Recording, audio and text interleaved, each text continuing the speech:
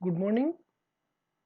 Probability के इस chapter में आज हम डिस्कस करेंगे प्रोबेबिलिटी डिस्ट्रीब्यूशन के बारे में। प्रोबेबिलिटी डिस्ट्रीब्यूशन क्या है, हमने पहले भी इसको समझा है, जाना है। एक बार फिर से हम थोड़ा डिस्कस करते हुए आगे बढ़ते हैं। क्या कहता है?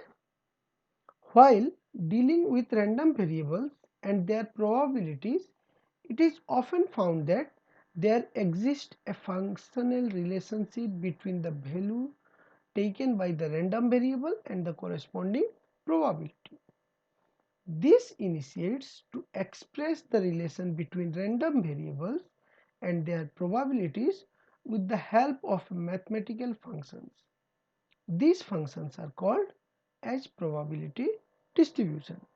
तो हमने देखा है कि हम लोग जब किसी भी रैंडम वेरिएबल के आउटकम्स को लिखते हैं और उसके रेस्पेक्टिव प्रोबेबिलिटीज को लिखते हैं तो ये मैथमेटिकल रिलेशनशिप को फॉर्म करता है। और ये जो mathematical function, mathematical relationship form होता है, इसी को हम लोग प्रोबेबिलिटी डिस्ट्रीब्यूशन कहते हैं। और हमने पहले भी पढ़ा है कि there are two types of probability distributions. Random variables के ऊपर डिपेंड करते हुए दो तरह के प्रोबेबिलिटी डिस्ट्रीब्यूशन है, एक डिस्क्रीट और एक कॉन्टिन्यूअस। तो डिस्क्रीट प्रोबेबिलिटी डिस्ट्रीब्यूशन क्या है कि if the random variable x takes discrete values then its probability distribution is called discrete probability distribution और probability mass function। तो हमने पहले भी देखा था कि डिस्क्रीट प्रोबेबिलिटी डिस्ट्रीब्यूशन जहाँ पे काउंटेबल होता है, रैंडम वेरिएबल्स जो काउंटेबल होते हैं वो डिस्क्रीट रैंडम वेरिएबल हो जाता है, और उसके प्रोबेबिलिटी डिस्ट्रीब्यूशन जो आ रहे हैं उसको हम लोग कहते हैं प्रोबेबिलिटी मास फंक्शन या डिस्क्रीट प्रोबेबिलिटी डिस्ट्रीब्यूशन। वहीं however if the random variable x is such that it can take any value within a given interval, then the corresponding distribution is called as continuous probability distribution और probability density function। तो एक given range के अंदर जब हम लोग एक area की बात करते हैं तो ये हो जाता है कॉन्टिन्यूअस प्रोबेबिलिटी डिस्ट्रीब्यूशन। इसीलिए हमने पहले भी कहा था कि डिस्क्रीट प्रोबेबिलिटी डिस्ट्रीब्यूशन यानी कि डिस्क्रीट रैंडम वेरिएबल वो होता है जो काउंटेबल है, और जो मेजरेबल है, जो एक रेंज तय करता है, वो होता है कॉन्टिन्यूअस प्रोबेबिलिटी डिस्ट्रीब्यूशन। और उसके जब प्रोबेबिलिटी डिस्ट्रीब्यूशन तैयार होता है उसको हम लोग कहते हैं डिस्क्रीट के लिए probability mass function and continuous के लिए प्रोबेबिलिटी डेंसिटी फंक्शन। तो binomial distribution, Poisson distribution, geometric distribution, negative binomial distribution, ये सब कुछ एग्जांपल्स हैं डिस्क्रीट रैंडम वेरिएबल के डिस्क्रीट प्रोबेबिलिटी डिस्ट्रीब्यूशन के। वहीं normal distribution, beta distribution, gamma distribution, ये सब कुछ एग्जांपल्स हैं कॉन्टिन्यूअस प्रोबेबिलिटी डिस्ट्रीब्यूशन के। तो अब हम एक एक करके कुछ प्रोबेबिलिटी डिस्ट्रीब्यूशंस को समझेंगे, जानेंगे।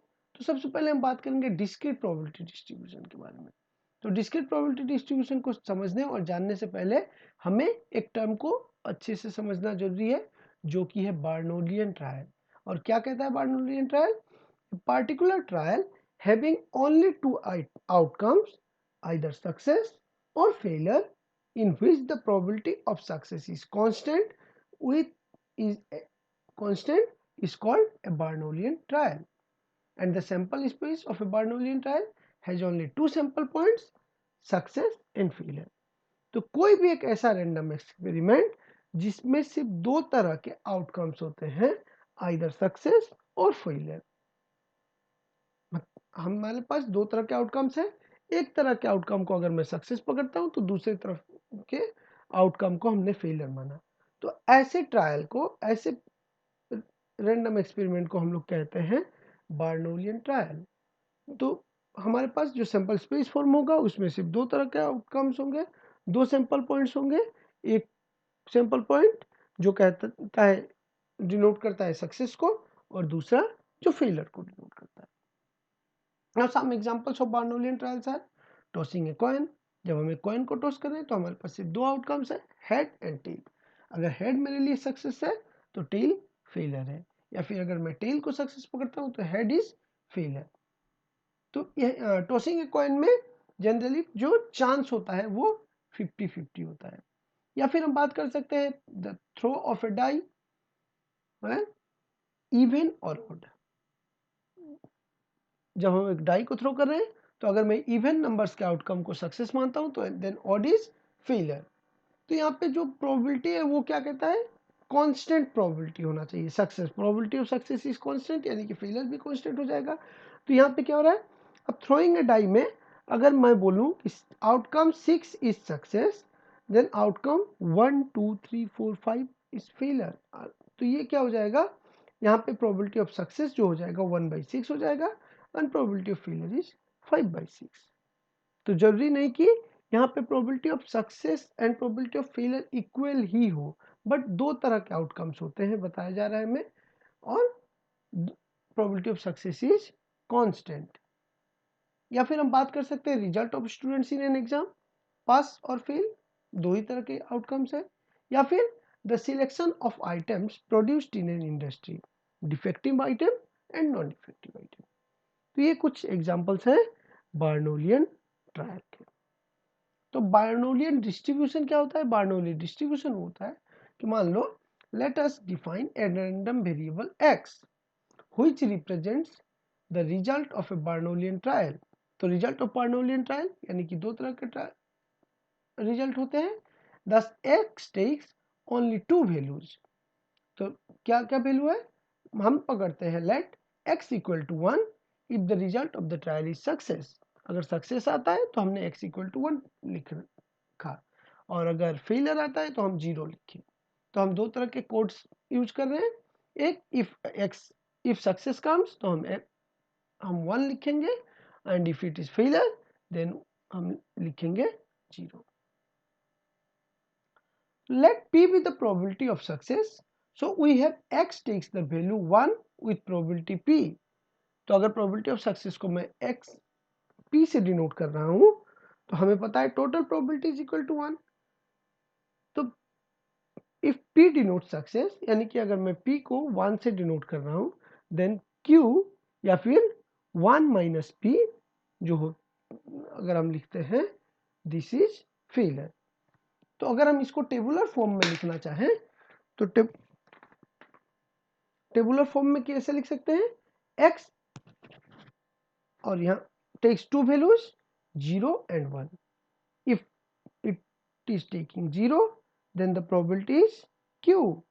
जो हमने ऊपर सेंटेंस में लिखा हुआ है वही चीज को हम यहाँ पे लिख रहे हैं कि 0 विथ प्रोबेबिलिटी q और 1 विथ प्रोबेबिलिटी p। तो यहाँ पे हमने वही चीज को, उसी चीज को टेबुलर फॉर्म में लिखा।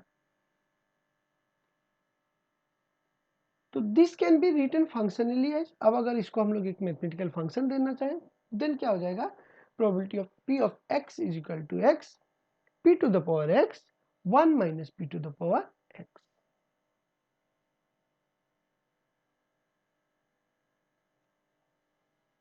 Minus p to the power 1 minus x हो जाएगा।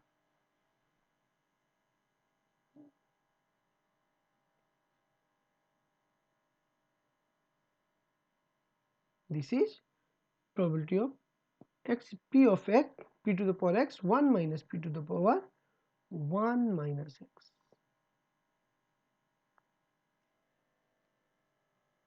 And x takes two values 0 and 1। तो अगर हम यहाँ पे p of x equal to 0 पकड़ते हैं तो क्या हो जाएगा, p टू द पावर 0 और 1 minus p to the power 1 minus 0, यानी कि 1 माइनस p इज q। हम यहाँ पे लिख सकते हैं, अगर हम 1 माइनस p लिखें तो p plus q is equal to 1। तो देयरफॉर क्या हो जाएगा, q equal to 1 minus p। तो जब x इक्वल टू 0 हो रहा है तो p ऑफ इसका वैल्यू क्या हो जाएगा, q। And x equal to 1 होने से p to the power 1 and 1 minus p to the power 1 minus 1, anything to the power 0 is 1, therefore probability of x equal to 1 is p, which is called the Bernoulli distribution, and this is also termed as point binomial distribution. तो binomial distribution हम आगे चल के discuss करेंगे। तो binomial distribution जो है, Bernoulli distribution को ही हम जो आगे और बढ़ाएंगे तो ये हो जाता है बायनोमियल डिस्ट्रीब्यूशन। तो अभी हम बात कर रहे हैं बर्नौली डिस्ट्रीब्यूशन का। तो Bernoulli distribution is also known as point binomial distribution. Now constants of binomial Bernoulli distribution, या फिर हम लोग बोल सकते हैं mean and variance of Bernoulli distribution. तो किसी भी प्रोबेबिलिटी डिस्ट्रीब्यूशन का हमें पता है मीन जो है हम लोग किससे डिनोट करते हैं, एक्सपेक्टेशन ऑफ एक्स। और expectation of x is equal to क्या लिखते हैं हम लोग, for discrete distribution summation x probability of x. तो यहाँ पे हमारे पास दो तरह के आउटकम्स मिल रहे हैं हम लोगों को। हम इसको छोटा सा टेबल को यूज करते हुए समझना चाहें, एक्स पी एक्स, एक्स का वैल्यू जब 0 होगा तो ये क्यू होगा, एक्स का वैल्यू 1 यानी कि दिस इज पी।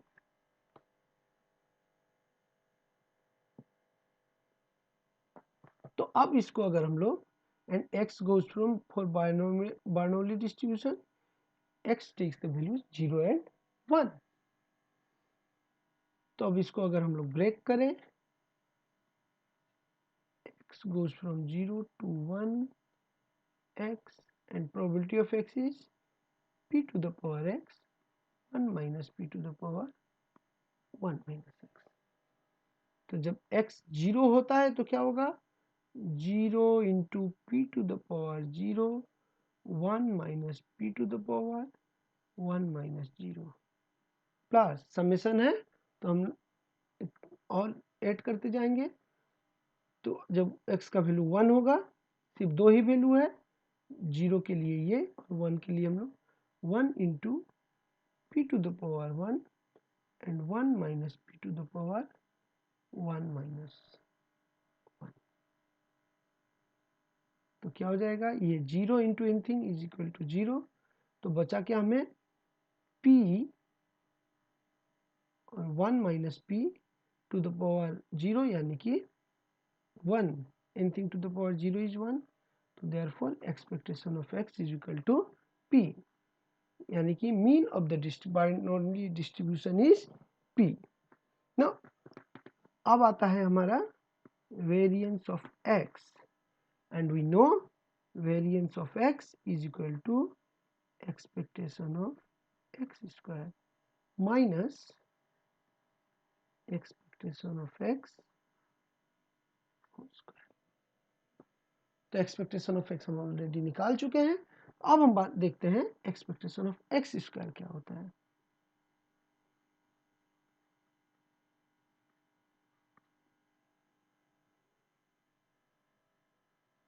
तो एक्सपेक्टेशन ऑफ एक्स स्क्वायर होगा summation x square probability of x, and for Bernoulli distribution की बात कर रहे हैं हम लोग, तो एक्स का वैल्यू जो है वो 0 से 1 तक जाएगा, यानी कि सिर्फ दो वैल्यूज 0 एंड 1।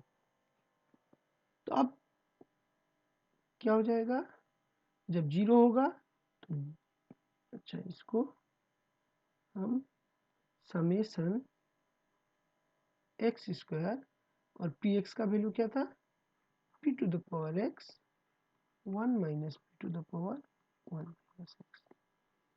तो जब x का वैल्यू 0 होगा यानी कि 0 square into p to the power 0 1 minus p to the power 1 minus 0 plus 1 square p to the power 1 1 minus p to the power 1 minus 1, यानी कि दिस इज अगेन p। तो therefore हम बोल सकते हैं expectation of x square is also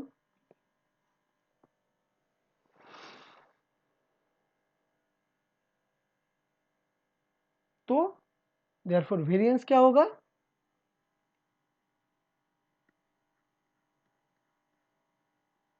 expectation of x square minus expectation of x whole square,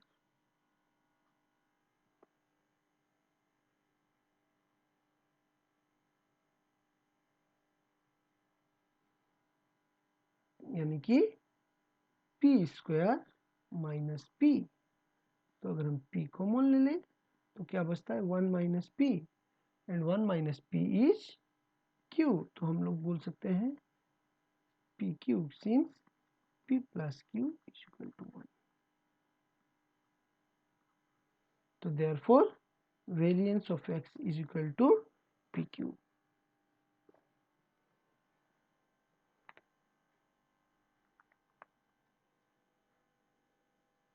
यानी कि mean of Bernoulli's distribution is p and variance is pq. So therefore mean यानी कि expectation of x is p and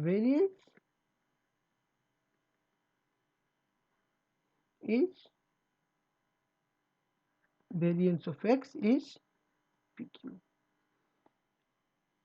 तो हम लोग variance, अगर हमसे कोई पूछे स्टैंडर्ड डिविएशन, तो स्टैंडर्ड डिविएशन क्या होता है? Standard deviation is positive square root of variance, यानी कि ये होगा रूट पी क्यू।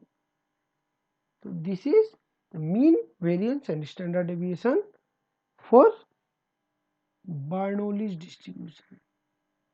तो हम अपने नेक्स्ट क्लास में बाइनोमियल डिस्ट्रीब्यूशन को डिस्कस करेंगे, आगे चल के हम क्वेश्चन डिस्ट्रीब्यूशन को भी डिस्कस करेंगे। आज के लिए इतना ही। नेक्स्ट क्लास में हम आगे बढ़ते हुए और कुछ चीज़ों को डिस्कस करेंगे। Thank you.